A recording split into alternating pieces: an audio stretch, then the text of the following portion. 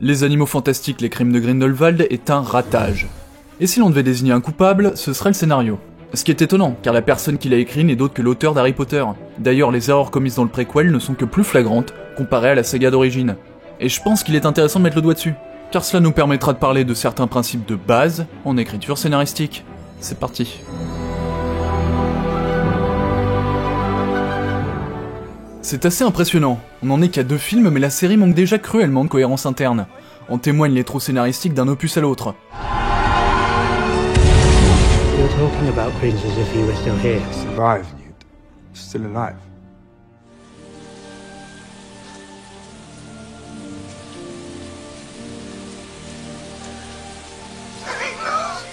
It didn't work, pal. But you said it. The potion only erases bad memories. I didn't have any. Didn't work. Here we are, I guess. Didn't work. J.K. Rowling n'a vraisemblablement pas écrit son premier film en réfléchissant à ce qu'elle allait faire dans les longs métrages suivants. Cette absence de réflexion sur le long terme pose surtout problème lors du climax dramatique, lorsque Leta Lestrange, l'ami d'enfance et love interest de Norbert Dragono, meurt.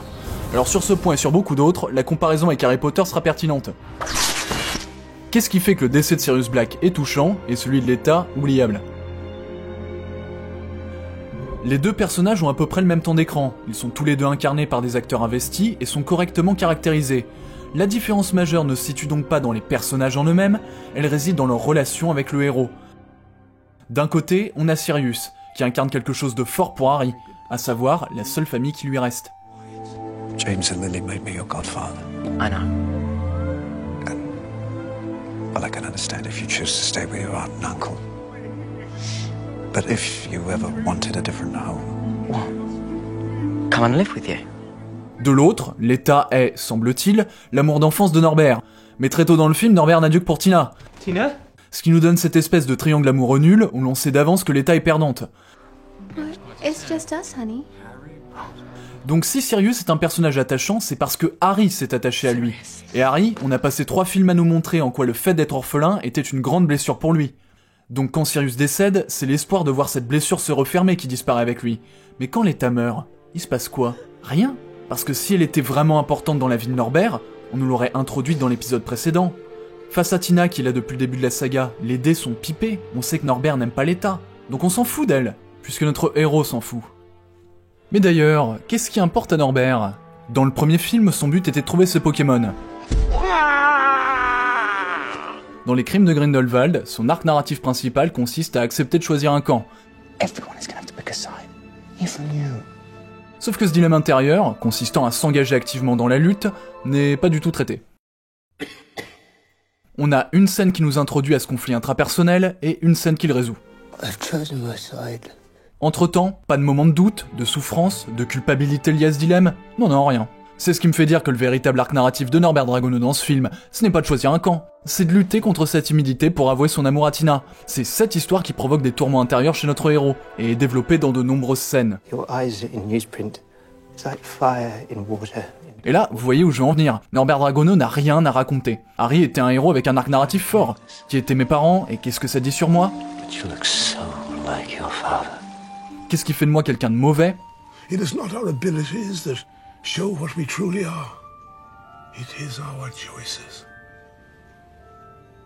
Norbert, quant à lui, n'a pas de grandes thématiques personnelles qui traversent la saga, et font que cette histoire mérite d'être racontée. Cette série de films n'existe qu'en tant que préquel d'Harry Potter. Et ça se ressent pas mal dans certaines créations de personnages qui auraient pu être retirés du scénar sans changer quoi que ce soit à l'intrigue. En disant ça, je pense surtout au personnage de Nagini, qui se contente d'être une potiche finie qu'on balade d'un point A à un point B, mais j'ai aussi à l'esprit le comic relief Nicolas Flamel, dont la seule utilité, hormis de faire des blagues, est d'avoir une boule de cristal en scénarium qui va inciter Jacob à aller dans le cimetière pour le climax du film. Ça, c'est ce qu'on appelle une facilité scénaristique. Et ce n'est pas à proprement parler une incohérence, c'est juste une explication difficile à avaler. Il y en a une autre qui est très belle dans le film, c'est le fameux pacte de sang. Alors pour faire simple, c'est un serment inviolable qu'on peut violer. Ça n'a jamais été introduit dans la saga auparavant, J.K. Rowling l'a juste inventé pour que Dumbledore et Grindelwald ne puissent pas se battre dès le second film de la saga. Pratique quand vous désirez étaler votre préquel sur 5 opus. Mais si vous voulez des belles incohérences, on en a aussi, hein. Comme par exemple, je sais pas moi, le retournement psychologique de Queenie qui rejoint le camp des racistes anti-moldus alors qu'elle aime un moldu et qu'elle peut lire dans les pensées. Nope. Malgré tout ça, je pense que le plus gros problème des crimes de Grindelwald réside dans la gestion de son énigme principale. En effet, l'intrigue de cet opus repose sur les révélations concernant l'histoire de la famille Lestrange, et ces révélations sortent de nulle part. Normalement, lorsque vous écrivez un retournement de situation, vous faites en sorte de distiller des informations dans le reste de votre film qui rendent cette révélation logique. On appelle ça un fusil de Tchekhov, un setup payoff, ou encore faire du foreshadowing. Et c'est la meilleure manière d'éviter les Deus Ex Machina, c'est-à-dire les explications qui sortent de nulle part et détruisent l'investissement du spectateur dans l'œuvre. On a tendance à l'oublier, mais les films Harry Potter présentaient systématiquement une intrigue de type enquête, s'achevant par un retournement de situation, ou du moins une révélation, qui avait été soigneusement préparée en amont par une série d'indices discrètement distillés. What Sonny's drinking, do you suppose? I don't know, but I don't think it's pumpkin juice.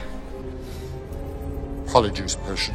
Rien de ça dans le deuxième opus des Animaux Fantastiques. Il n'y a aucune information nous menant à la conclusion que Coma et Leta sont frères et sœurs, aucun indice laissant penser que Leta était à bord du bateau et qu'elle a volontairement tué son frère, hormis une image complètement abstraite et à la signification impossible à deviner, mais surtout, il n'y a aucune piste menant à ça. Aurelius Dumbledore.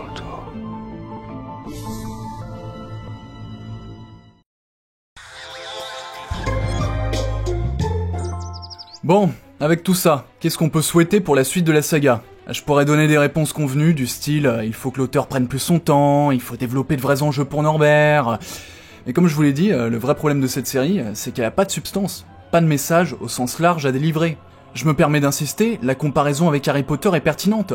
Son histoire comporte un héros principal qui illustre des thématiques fortes, dont les personnages secondaires servent à enrichir et illustrer l'arc narratif, ce dernier présentant des retournements de situation préparés à l'avance, parfois même plusieurs films en amont.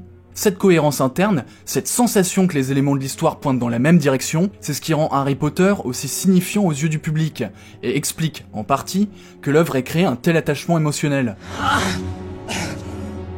Harry, it isn't how you are like. It's how you are not. Cette saga avait des choses à dire, et elle suivait quelques règles scénaristiques de base pour transmettre son message efficacement. Ce que ne fait pas les Animaux Fantastiques.